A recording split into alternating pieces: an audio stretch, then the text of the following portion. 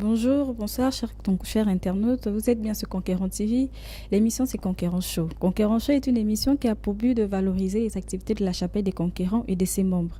Et aujourd'hui, nous recevons l'apôtre, le révérend apôtre Gauthier Mbile, qui est ici pour nous parler des différents séminaires et conférences qu'il organisera tout le long du mois de mai. À Libreville et à Nancy. Bonjour, apôtre. Bonjour. Comment allez-vous? Ça va très bien. Alors, comme dit tout à l'heure, vous êtes ici pour nous parler et informer des différents séminaires et conférences que vous allez organiser à Libreville et à Nancy. Alors, nous allons tout d'abord débuter par celui de Libreville, le séminaire sur les pièges de la destinée. Oui, effectivement, nous voulons toujours être à l'œuvre pour notre Seigneur Jésus-Christ. Et la Bible nous dit, rachetez les temps, les jours sont mauvais. Donc nous essayons de courir autant au niveau local qu'au niveau missionnaire. Voilà pourquoi nous avons un calendrier assez chargé. Ça sera là une période de 3 semaines avant d'entrer dans les programmes que nous aurons pour d'autres mois. Donc nous avons 2 séminaires pour cette fin de mois ici de mai et une conférence. Nous avons un séminaire et une conférence ici localement à Libreville et une conférence en France à Nancy précisément au début du mois de juin. Donc le tout premier, comme vous l'avez si bien dit, le thème ça sera les pièges de la destinée et ça sera un séminaire que nous allons tenir à notre base locale, la Chapelle des Conquérants.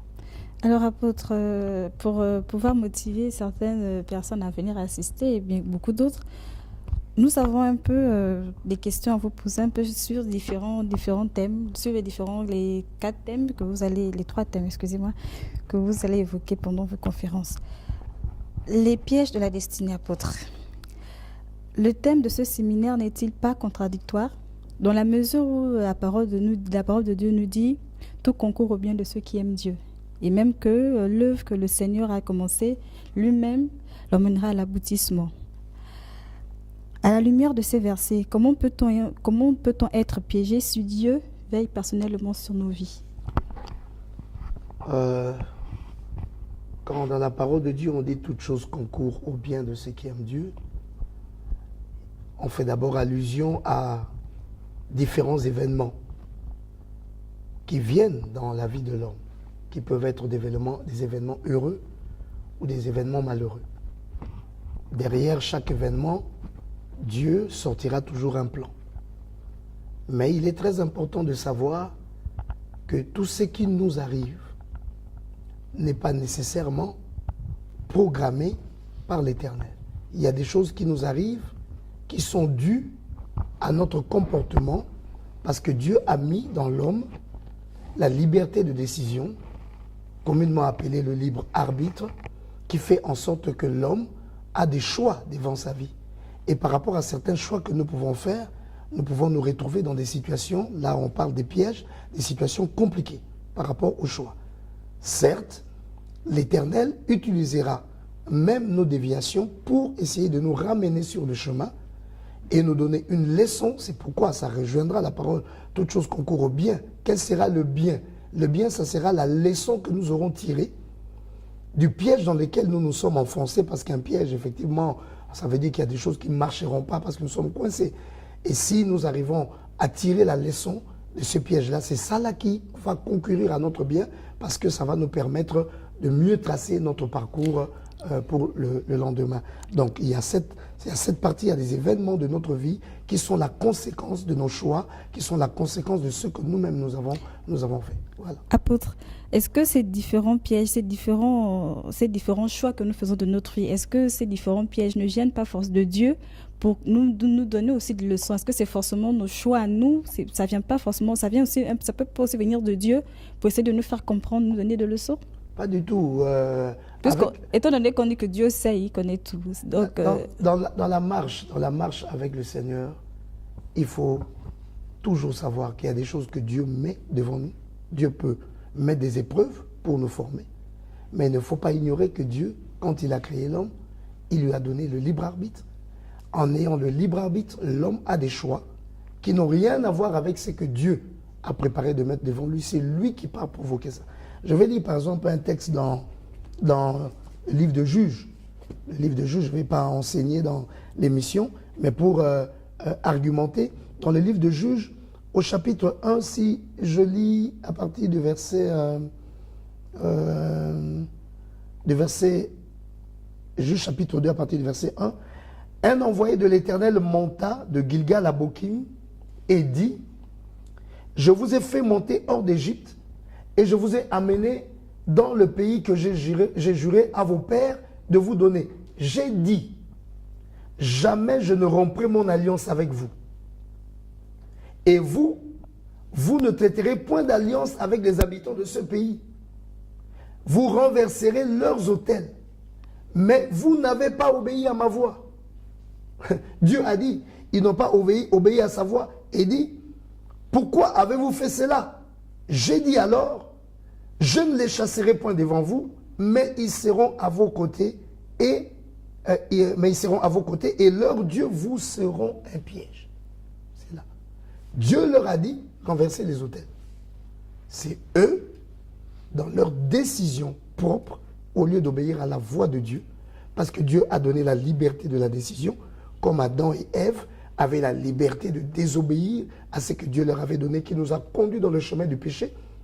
Et Dieu devait leur faire voir la conséquence de ces péchés et venir maintenant récupérer la situation par la rédemption qui a valu même tout un sacrifice à la croix de son Fils. Donc nous voyons dans ce chemin ici, ils ont désobéi et Dieu a dit, parce que vous allez désobéir, au lieu de vivre tranquillement dans le pays que je vous ai donné, ces gens-là avec qui vous avez fait alliance vivront à vos côtés et parce qu'ils prieront leurs dieux seront un piège pour vous. Et ça, c'est ce qu'on appelle le piège du compromis. Parce qu'il y a différents pièges. Et c'est dans le séminaire, nous voulons justement expliquer comment nous pouvons nous retrouver accrochés dans des pièges. Et surtout les constater pour en sortir. Parce que si tu es accroché à un piège, ça veut dire que tu n'avances plus dans ta vie. Et il y a beaucoup de gens qui voient certaines choses, certains domaines dans leur vie ne pas avancer parce qu'ils sont sur un chemin où ils sont piégés. Quelle nuance existe-t-il entre le destin et la destinée? Le destin et la destinée, il y a une petite nuance. Le destin paraît un mot fort où les choses sont déterminées, sont placées et ça ne bouge pas. Le destin, c'est comme si on met quelque chose devant toi, tu ne peux pas échapper à ça, c'est là, ça va se passer comme ça. La destinée, il y a une petite nuance. Dans la destinée, Dieu nous conduit plus dans la destinée. Et dans la destinée, il y a un projet, il y a une finalité. Mais dans cette finalité-là, il y a une négociation, il y a une marge de liberté. Il y a des choses que nous pouvons négocier. C'est pourquoi dans la destinée, on peut échapper à certaines choses, on peut négocier certaines choses, on peut amener certaines choses à se faire différemment. Alors que dans le destin, en fait, nous n'avons pas le pouvoir de changer quoi que ce soit. Parce que ça a été donné, la chose a été donnée par Dieu. Dans le destin, Dieu, il nous conduit dans la destinée. Il nous conduit dans la destinée. Il a un programme avec nous. Il connaît nos faiblesses. Il connaît nos sensibilités. Il connaît nos erreurs. Et à chaque point, il est prêt à négocier. Voici par exemple ici, l'Éternel. Voici ce qu'il programme, que l'on peut considérer comme un destin. Mais, dans cet exemple ici, l'homme ne reste pas dans cette marche-là, il se déplace. Qu'est-ce que Dieu fait? Dieu vient récupérer. Parce qu'il a un but qu'il veut atteindre avec eux. Et ça, c'est la destinée. Ça, c'est la destinée. Le destin nous enlève le pouvoir de réagir. La destinée nous donne une liberté d'agir, de réagir, de négocier, de recadrer des choses et ainsi de suite. Et Dieu est un Dieu de destinée. Y a-t-il des domaines précis dans lesquels l'ennemi agit pour nous piéger, pour piéger nos vies? Il y a plusieurs domaines dans lesquels l'on peut se retrouver dans des pièges. Si je peux en citer quelques-uns, il y a par exemple la convoitise. Quand quelqu'un entre dans le chemin de la convoitise, il va se retrouver piégé. Parce que la convoitise, étant définie de manière simple et spirituelle, c'est rechercher les choses qui ne te sont pas destinées. Quand on court derrière des choses qui ne nous sont pas destinées, qu'est-ce qui se passe? Ben, nous allons nous retrouver avec des problèmes tels que nous manquons la force de les acquérir. Ça risque de nous conduire à tricher, ça risque de nous conduire à nous fatiguer, à attendre, à avoir des espérances, même que nous appelons la foi. Il y a des mauvaises foi. On ne peut pas avoir la foi aux choses qui ne nous sont pas destinées. Car la foi doit venir de ce qu'on entend. Et ce qu'on entend doit venir de la parole de Dieu. Et dans la parole de Dieu, il y a les rémas. Il y a des choses qui nous sont destinées. Mais si quelqu'un commence à développer une soi-disant foi d'acquérir quelque chose qui ne lui est pas destiné, comprenez que cet homme-là risque de passer le temps dans sa vie et de se retrouver déçu. Combien de personnes ont proclamé que Dieu les a déçus? Mais quand on regarde, en fait, ils étaient dans une piste, ils couraient sur un chemin où Dieu ne les voyait pas. Mais ce chemin-là, comment ils se sont mis là-dedans? C'est la convoitise qui les a amenés là. Ils ont peut-être vu les autres faire, ils ont peut-être vu les autres avoir, ils ont voulu calquer leur vie aux autres, et ils sont en train de foncer, de fournir plein d'efforts dans un chemin qui n'est pas les leurs. Par convoitise. Parce qu'ils veulent posséder telle chose, parce qu'ils veulent avoir telle chose, et ça peut devenir un piège. À un moment donné, il faut se rendre compte que j'ai été piégé par ma convoitise. Et que je dois m'arrêter, faire marche en arrière et retrouver quel est mon véritable chemin. C'est ça le but du séminaire. Il y a le domaine de la vengeance. Je ne vais pas tout développer ici parce que c'est ce que nous allons parler dans le séminaire. Il y a le domaine de la vengeance. Quelqu'un qui se venge, il quitte son terrain. Il quitte son terrain, il est maintenant dans une histoire où il est en train de régler des comptes à quelqu'un. Son comportement n'est plus un comportement normal. Son parcours n'est plus un parcours normal. Il devait aller à gauche. Il est en train de partir à droite parce qu'il doit régler des comptes à quelqu'un. Ben, Dieu n'est pas avec lui sur ce chemin. Il dit à moi la vengeance, à moi la rétribution. Il y a le compromis, c'est tel que nous venons de lire là. Dieu dit il faut faire comme ça, ils n'ont pas obéi. En faisant le compromis avec des gens, des personnes avec qui ils ne devaient pas cohabiter, en faisant le compromis avec des choses que nous ne devions pas faire, nous enfantons, nous attirons, nous mettons dans notre décor des choses qui deviennent un piège contre nous. Des choses qui commencent à nous frapper, qui commencent à nous nuire. Mais c'est nous qui les avons amenés là. Nous les avons amenés là. Nous connaissons par rapport à ces choses. Salomon était piégé. C'était quoi, les femmes?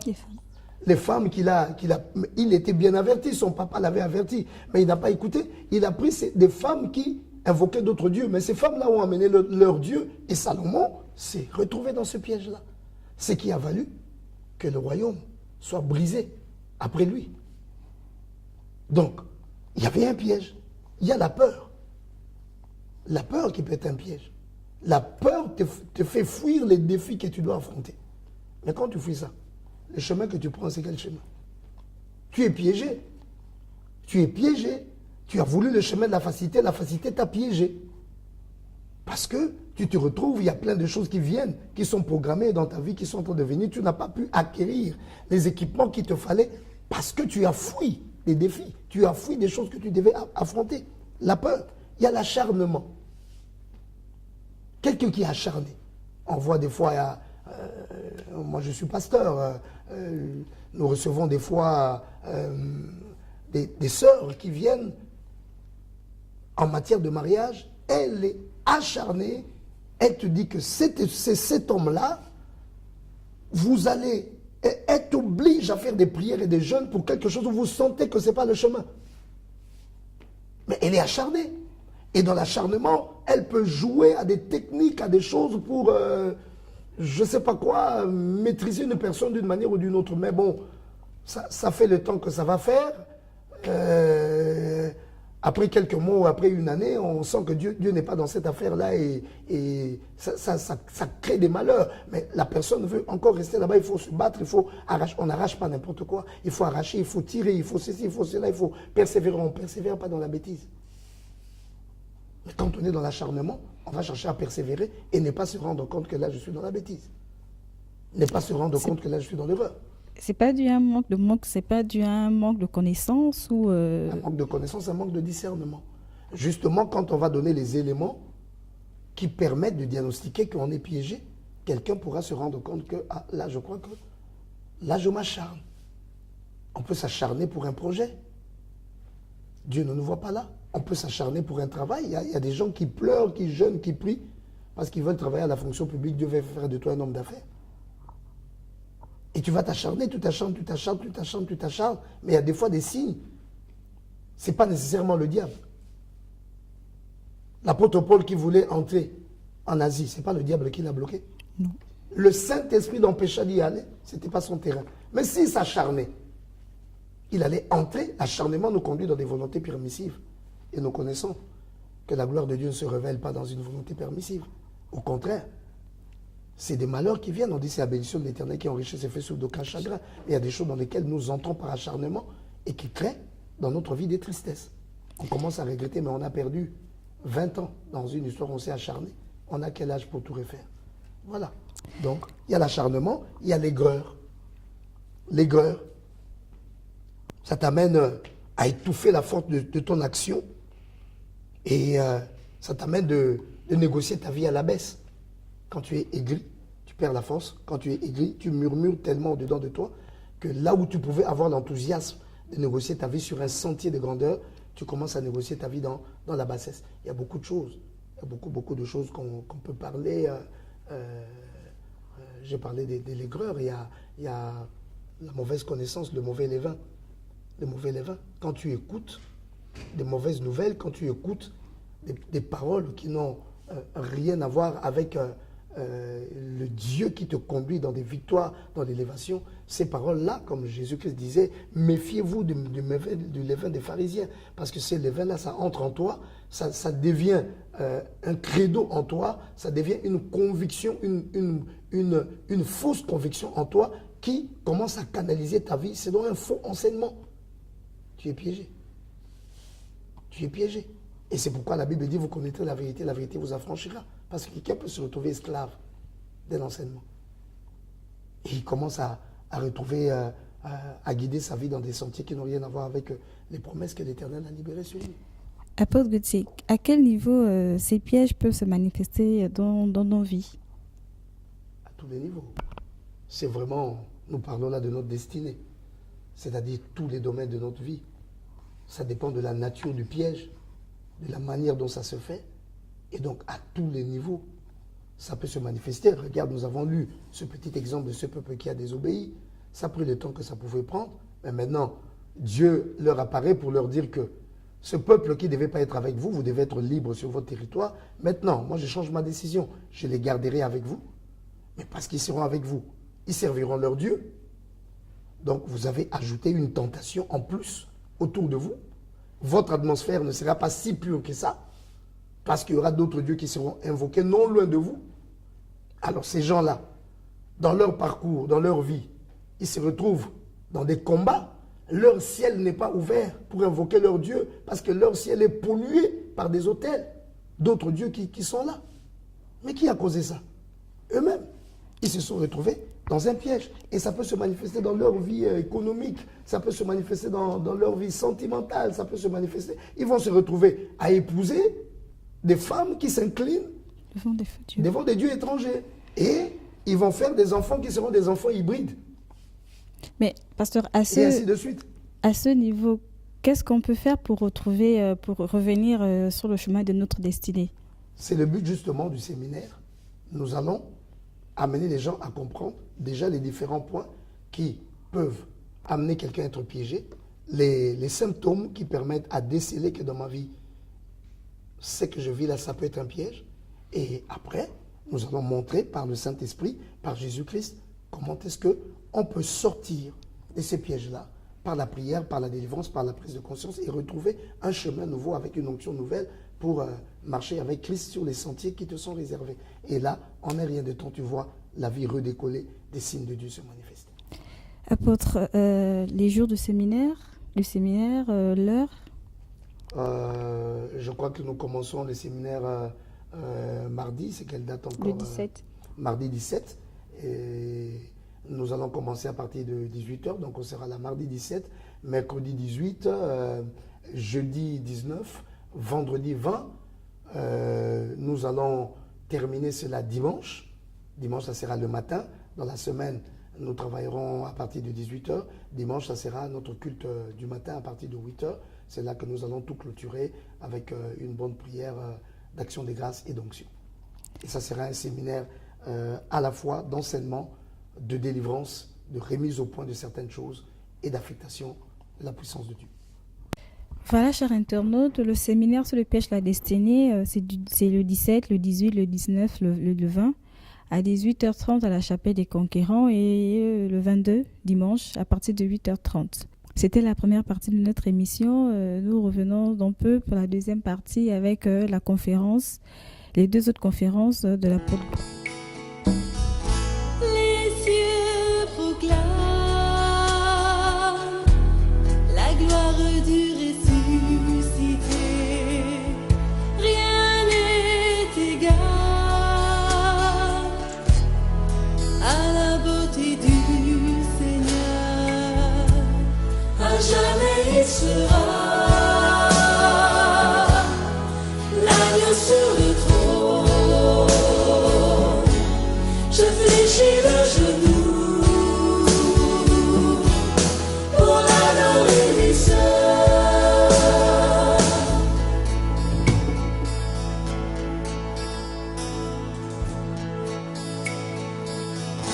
Je veux chanter